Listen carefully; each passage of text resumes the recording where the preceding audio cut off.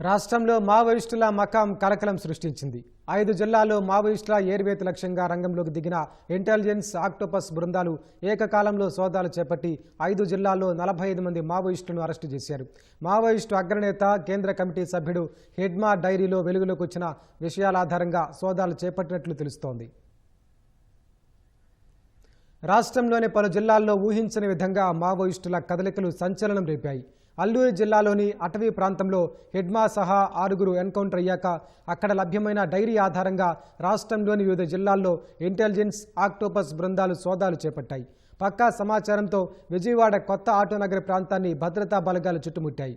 ఓ భవనంలో మావోయిస్టులు ఉన్నారనే సమాచారం మేరకు ఆ ప్రాంతంలో 4 అంతస్తుల భవనాన్ని బలగాలు తమ అధీనంలోకి తీసుకున్నాయి.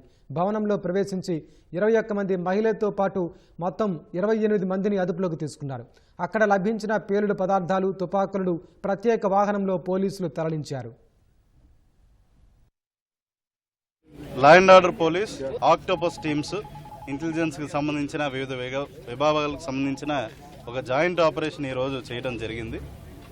మీరు వెనకాల చూస్తున్న పెద్ద బిల్డింగ్ ఏదైతే ఉందో దాంట్లో 5వ ఫ్లోర్లో హిడ్మా అనే అతని దళానికి సంబంధించిన టోటల్గా 28 మంది మావోయిస్టులు ఇక్కడ షెల్టర్ తీసుకున్నట్టు మనకు వచ్చిన క్రెడిబుల్ ఇంటెలిజెన్స్ ఇన్పుట్స్ బేస్డ్గా ఇక్కడ జాయింట్ ఆపరేషన్ చేయడం జరిగింది.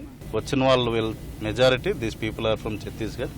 21 మంది ఆడవాళ్ళు ఉన్నారు, అది మగవాళ్ళు 7గురు ఉంటుంది. ఇంటెలిజెన్స్ ఆక్టోపస్ బృందాలు అరెస్టు చేసిన మావోయిస్టుల్లో కీలక హోదాల్లో ఉన్న సభ్యులు ఉన్నారు. 4 చోట్ల డంపులు ఉన్నాయన్న సమాచారం మేరకు రాష్ట్ర వ్యాప్తంగా ప్రత్యేక బృందాలు గాలింపు చర్యలు చేపట్టాయి. ఆపరేషన్ కగార్తో భయపడిన మావోయిస్టులు విజయవాడ న్యూ ఆటోనగర్ను షెల్టర్ జోన్గా మార్చుకున్నారనే సమాచారంతో తనిఖీలు చేపట్టినట్లు కృష్ణా జిల్లా ఎస్పీ వెల్లడించారు.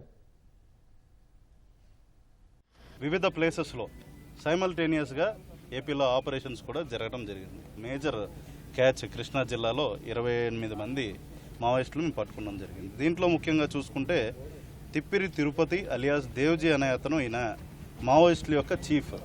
అతనికి సంబంధించిన ప్రొటెక్షన్ టీం వాళ్ళు కూడా ఈ ఆపరేషన్లో భాగంగా మేము పట్టుకోవడం జరిగింది. మిగిలిన 19 మంది హిడ్మా యొక్క బెటాలియన్ మెంబర్స్. వీళ్ళు ఆంధ్రప్రదేశ్లో అక్కడ ఛత్తీస్గఢ్లో అవుతున్న పరిణామాల నేపథ్యం ఇక్కడికి వచ్చి ఇక్కడ షెల్టర్ తీసుకుంటాం. అదేవిధంగా ఇక్కడ అఫెన్సెస్కి వాళ్ళు ప్లాన్ చేస్తున్నారన్న ఇన్పుట్స్ బేస్డ్గా మేము ఇది ఆపరేషన్ చేసి వాళ్ళని పట్టుకోవడం జరిగింది. For that I congratulate Gannavaram sub division team and team of Krishna district.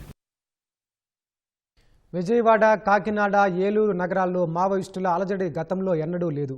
అందుకే ఎవరికి అనుమానం రాదనే ఉద్దేశంతో ఇక్కడ షెల్టర్ ఏర్పాటు చేసుకున్నట్లు తెలుస్తోంది.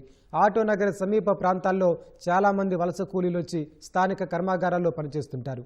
బీహార్, ఛత్తీస్గఢ్ నుంచి ఇక్కడికి రావడంతో ఎవరికీ అనుమానం రాదని, అందుకే దీన్ని సురక్షితంగా ప్రాంతంగా మావోయిస్టులు భావించినట్లు తెలుస్తోంది. అయితే వీరికి షెల్టర్ ఎవరిచ్చారు, మావోయిస్టులకు ఎవరైనా సానుభూతి పరులు ఉన్నారా అనే కోణంలోనూ పోలీసులు ఆరా తీస్తున్నారు. ఆటోనగర్లో మావోయిస్టుల తలదాచుకున్న భవనం ఎవరిదనే విషయంపైన దర్యాప్తు చేస్తున్నారు. మావోయిస్టులు తలదాచుకున్న భవనం ఆర్కిటెక్టుగా పనిచేస్తున్న ఆ వ్యక్తిదని, అతను 4.5 రోజులుగా విదేశాలకు వృత్తిపరమైన పని మీద వెళ్లినట్లు సమాచారం. భవనం తాళాలను వాచ్మెన్ వద్ద ఉంచి వెళ్లారని, అతనితో మావోయిస్టులు అద్దె ఎరచూపటం లేదా బెదిరింపులకు పాల్పడి ఉండొచ్చనే అనుమానాలు వ్యక్తమవుతున్నాయి. వాచ్మెన్ను అదుపులోకి తీసుకున్న భద్రతా బలగాలు సుదీర్ఘంగా ప్రశ్నించినట్లు సమాచారం.